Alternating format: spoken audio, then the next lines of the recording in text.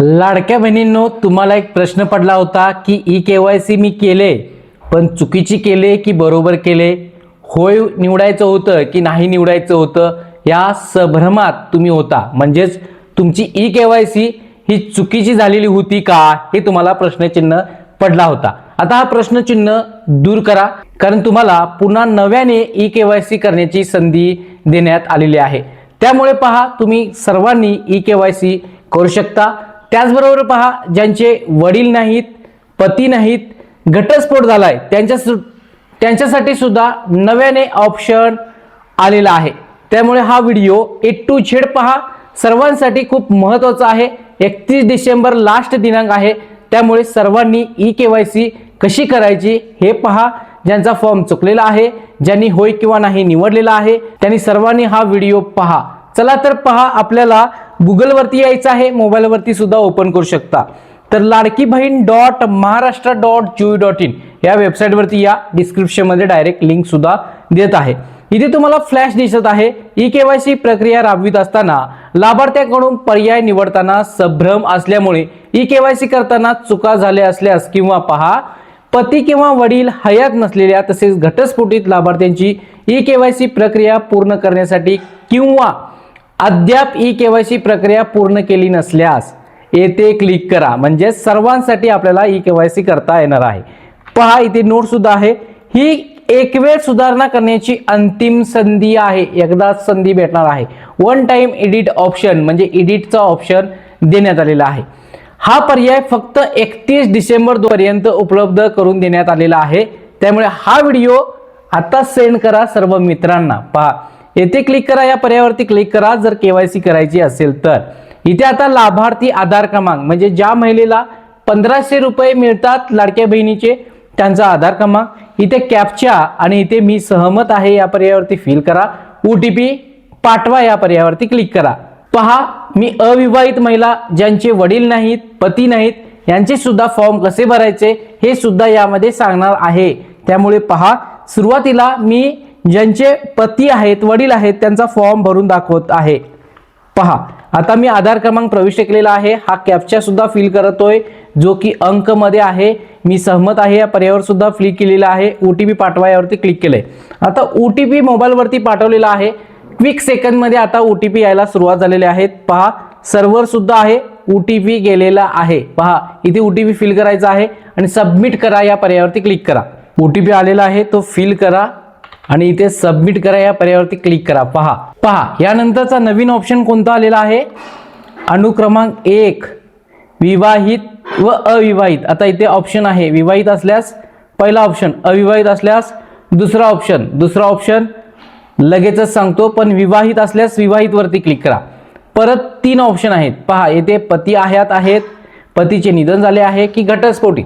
आता पहा, पती हयात असेल तर पहिला ऑप्शन, पतीचे निधन झाले असेल तर दुसरा ऑप्शन, घटस्फोटित असेल तर तिसरा ऑप्शन. आता आपल्याला पती हयात असतील तर पहिला ऑप्शन सिलेक्ट करा. यानंतर पहा, इथे आता पतीचा आधार क्रमांक प्रविष्ट करायचा आहे पुढील प्रोसेससाठी. पहा, जो काही आधार क्रमांक आहे तो तुम्ही इथे एंटर करायचा आहे आणि कॅप्चा फिल करायचा आहे. पुन्हा मी सहमत आहे यावरती क्लिक करून OTP पाठवायचा आहे. आता हा OTP पतीच्या आधार क्रमांकावरती जाणार आहे. त्यामुळे पतीचा सुद्धा आधार क्रमांक तुम्हाला गरजेचा आहे. पहा, ज्यांचे पती वडील नाहीत त्यांच्यासाठी आधार क्रमांक प्रविष्ट करायची गरज नाही. पहा, OTP फिल केलेला आहे. आता इथं पतीचे नाव आलेलं आहे. जात प्रवर्गामध्ये सुद्धा अनेक जाती आलेल्या आहेत. जी कोणती जात आहे ती तुम्ही सिलेक्ट करा. इथे पहा, 2 ऑप्शन आहेत महत्वाचे, A आणि B. आता पहा, माझ्या कुटुंबातील सदस्य नियमित कायम कर्मचारी म्हणून सरकारी विभाग, उपक्रम, मंडळ, भारत सरकार किंवा राज्य सरकारच्या स्थानिक संस्थेमध्ये कार्यरत आहे किंवा नाही. आता इथे नाही सिलेक्ट करायचं आहे. मागील जो ऑप्शन होता तिथे सर्वांनी होय असं सिलेक्ट केलेलं होतं, म्हणजेच काहीतरी चुकीचं झालं असं तुम्हाला सुद्धा वाटत होतं. तर आता हा पर्याय बदलण्यात आलेला आहे. इथं सुद्धा पहा, B, माझ्या कुटुंबातील सदस्य नियमित कायम कर्मचारी म्हणून सरकारी विभाग, उपक्रम, मंडळ, भारत सरकार किंवा राज्य सरकारच्या स्थानिक संस्थेमध्ये सेवानिवृत्तीनंतर निवृत्ती वेतन घेत आहे का? नाही, म्हणजेच नाही करायचं आहे. यानंतर पहा, इथं पहा, उपरोक्त A आणि B मध्ये माहिती देण्यात आलेली आहे ती खरी आहे, म्हणून डिक्लेरेशनला ऍक्सेप्ट करायचं आहे. यानंतर सबमिट करा. फक्त 1 मिनिटात तुमची ई केवायसी होते. ज्यांनी ई केवायसी केलेली होती, चुकीची वाटते, त्यांनी लवकरात लवकर ई केवायसी करून घ्या. आता ज्यांचे पती नाहीत, वडील नाहीत, त्यांच्यासाठी ऑप्शन कसा आहे तो सुद्धा आता पहा. आता पहा, मी उदाहरणासाठी एक घटस्फोटित महिला आहे, तिचा आधार क्रमांक प्रविष्ट करून तिची केवायसी कशी करायची हे सुद्धा सांगतो. पहा, आधार क्रमांक कॅप्चा मी सहमत आहे, यानंतर OTP पाठवा. OTP पहा रजिस्टर्ड मोबाईल वरती गेलेला आहे, तो इथे फिल करायचा आहे. पहा, सबमिट करायचा आहे. पुन्हा तो दोन ऑप्शन असणार आहे, विवाहितच आहे आणि घटस्फोट झालेला आहे. म्हणजे पहा विवाहित, यानंतर पहा घटस्फोटित ऑप्शन सिलेक्ट करायचा आहे. आणि जर तुम्ही अविवाहित असेल तर अविवाहित आणि पती आहेत की नाहीत ते सिलेक्ट करायचं आहे, ते सुद्धा मी सांगतो.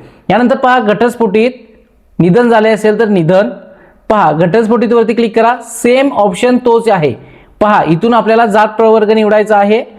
त्यानंतर ए आणि बी मध्ये तुमचं जर कुटुंबातील कर्मचारी आहेत वगैरे तर असेल तर आहे, पण असल्यास तुम्हाला लाडकी बहीण योजनेचा लाभ मिळणार नाही.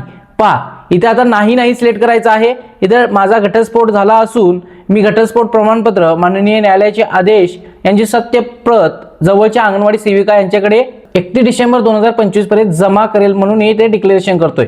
आणि ए आणि बी ही माहिती बरोबर आहे. यानंतर इथे सुद्धा टिप दिल्यात आलेली आहे, हे संबंधित पुरावे 31 डिसेंबर 2025 पर्यंत अंगणवाडी सेविकेकडे सादर न केल्यास लाभार्थ्याचे ई केवायसी प्रमाणित मानले जाणार नाही.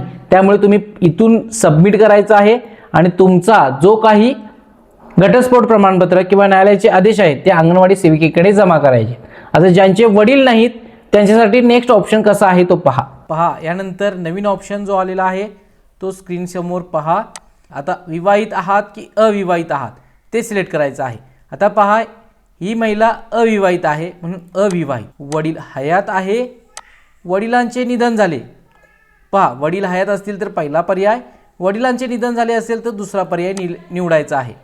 यानंतर पहा वडिलांचे नाव आधार कार्डवरून येऊन जाईल. इथून जात प्रवर्ग निवडायचा आहे.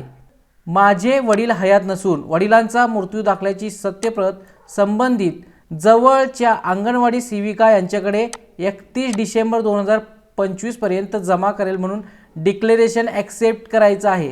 समजलं. यानंतर पहा वरील ए आणि बी ही माहिती खरी असून खोटी आढळल्यास पहा दिल्या प्रकारे सक्त कार्यवाहीस पात्र राहील असं सुद्धा इथे डिक्लेरेशनला ॲक्सेप्ट करायचे आहे, म्हणजे खरीखुरी माहिती देत आहे. यानंतर सबमिट या पर्यायावरती क्लिक करा. पहा तुमची ई केवायसी प्रक्रिया पडताळणी यशस्वीरित्या पूर्ण झाली आहे.